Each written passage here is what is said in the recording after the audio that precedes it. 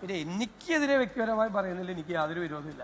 കാരണം ഞാൻ വിമർശനത്തിന് അതീതനായിട്ടുള്ള ആളല്ല. സമുദായ നേതാക്കന്മാർക്ക്, രാഷ്ട്രീയ നേതാക്കന്മാർക്ക്, സാംസ്കാരിക പ്രവർത്തകർക്ക്, എൻ്റെ പാർട്ടിയിൽപ്പെട്ട അംഗങ്ങൾക്ക് ഒക്കെ എന്നെ വിമർശിക്കാനുള്ള സ്വാതന്ത്ര്യമുണ്ട്.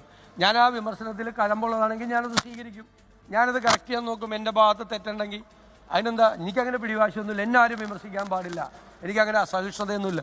വിമർശിക്കാനുള്ള സ്വാതന്ത്ര്യം അവർക്കുണ്ട്. തെറ്റ് ചൂണ്ടിക്കാണിക്കുക, ഞങ്ങൾക്ക് യോജിക്കാൻ പറ്റുന്നില്ല, എല്ലാവരും എന്നോട് കേരളത്തിൽ യോജിച്ചോളണം, ഞാൻ പറയുന്ന കാര്യത്തിൻ്റെ കൂടെ എല്ലാവരും നിന്നോളണം എന്നൊന്നും ഒരു പിടിവാശിയും എനിക്കില്ല. പക്ഷേ അഭിപ്രായങ്ങൾ പറയും.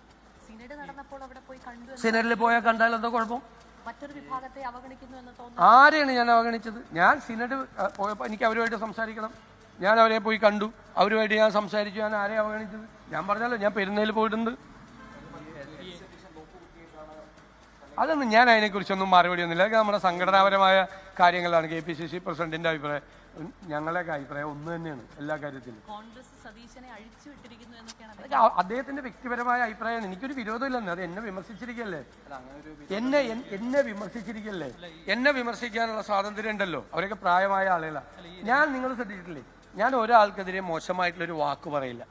എനിക്കെതിരായിട്ട് എന്തെല്ലാം മോശമായ വാക്കുകൾ എത്രയോ നേതാക്കൾ പറഞ്ഞു, എത്രയോ സമുദായ നേതാക്കൾ പറഞ്ഞു, എത്രയോ അദ്ദേഹം മോശമായ വാക്കൊന്നും എനിക്കെതിരെ ഉപയോഗിച്ചിട്ടില്ല. മോശമായ വാക്കൊന്നും ഉപയോഗിച്ചില്ല. ഇന്ന് രാവിലെ ഇന്നലെയൊക്കെ എനിക്കെതിരെ എത്ര മോശമായ വാക്കുകൾ. ഞാൻ കേരളത്തിലെ പ്രതിപക്ഷ നേതാവിന് ഊളംപാറയിലെ, അതായത് എനിക്ക് ഭ്രാന്താണെന്നല്ലേ എൻ്റെ അർത്ഥം. ഊളംപാറ എന്ന് പറയുക, ഊളംപാറ മാനസിക രോഗ ആശുപത്രി, എനിക്ക് മാനസിക രോഗം ഉണ്ടെന്ന് വരെ വന്ന് പറഞ്ഞു. ഞാൻ ഈ കേരളം കണ്ട ഏറ്റവും ലോക പന്നയാണ് എന്ന് പറഞ്ഞു. അങ്ങനെ എന്തെല്ലാം ആക്ഷേപം, ഒരു പ്രതിപക്ഷ നേതാവും കേൾക്കാത്ത ആക്ഷേപം ഞാൻ കേട്ടു. ഞാൻ അതിനോടൊന്നും പ്രതികരിച്ചില്ലല്ലോ. പറയാനുള്ളത് പറയുമ്പോഴാണ് അവർക്കൊക്കെ പലതരത്തിലുള്ള വികാരങ്ങൾ ഉണ്ടാകുന്നത്. ഞാൻ പറഞ്ഞില്ല, വർഗീയത ആര് പറഞ്ഞാലും അത് നമ്മുടെ സ്റ്റാൻഡാണ്. വർഗീയത ആര് പറഞ്ഞാലും അതിന് പ്രത്യേക അനുവാദമൊന്നും വേണ്ട. അത് കോൺഗ്രസിൻ്റെ നിലപാടാണ്, UDFൻ്റെ നിലപാടാണ്. വർഗീയത ആര് പറഞ്ഞാലും, ഭൂരിപക്ഷ വർഗീയത പറഞ്ഞാലും ന്യൂനപക്ഷ വർഗീയത പറഞ്ഞാലും അതിനെതിരായി വെള്ളം ചേർക്കാത്ത സ്റ്റാൻഡേർഡ്. അതൊന്നും എനിക്കറിയില്ല. അത് ഞാൻ പറഞ്ഞല്ല, എന്നെ ഇഷ്ടമായിരിക്കില്ല. ചിലപ്പോൾ എന്നെ കാണുമ്പോൾ ചിലപ്പോൾ ഇഷ്ടമാവില്ല, ചിലപ്പോൾ നമ്മുടെ സംസാര രീതി ചിലപ്പോൾ ഇഷ്ടമാവില്ല, ചിലപ്പോൾ കാണുമ്പോൾ തന്നെ ഒരു ദേഷ്യം വരും. അതൊക്കെ സ്വാഭാവികമല്ലേ, അതൊക്കെ അവർക്കുള്ള അവകാശമാണ്. അതൊക്കെ ഒരാളെ ഇഷ്ടപ്പെടുക, നമ്മൾ ചിലരെ ഭയങ്കര ഇഷ്ടമായിരിക്കുക, ചിലരെ നമുക്ക് ഇഷ്ടപ്പെടാതിരിക്കുക, കാണുമ്പോൾ തന്നെ ദേഷ്യം വരിക, അതൊക്കെ അവർക്കുള്ള സ്വാതന്ത്ര്യമാണ്. ആ സ്വാതന്ത്ര്യത്തിലൊന്നും ഞാൻ കൈയടത്തില്ല.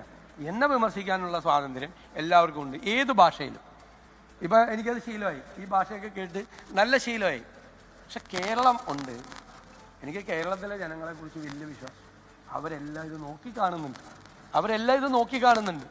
ലോകത്തെവിടെയായാലും ഏത് സമയത്തും 24 വാർത്തകളും ഓഗ്മെന്റഡ് റിയാലിറ്റി പാക്കേജുകളും എക്സ്പ്ലെയിനറുകളും വിശദമായി കാണാൻ ഞങ്ങളുടെ YouTube ചാനൽ നിങ്ങൾക്ക് സബ്സ്ക്രൈബ് ചെയ്യാം.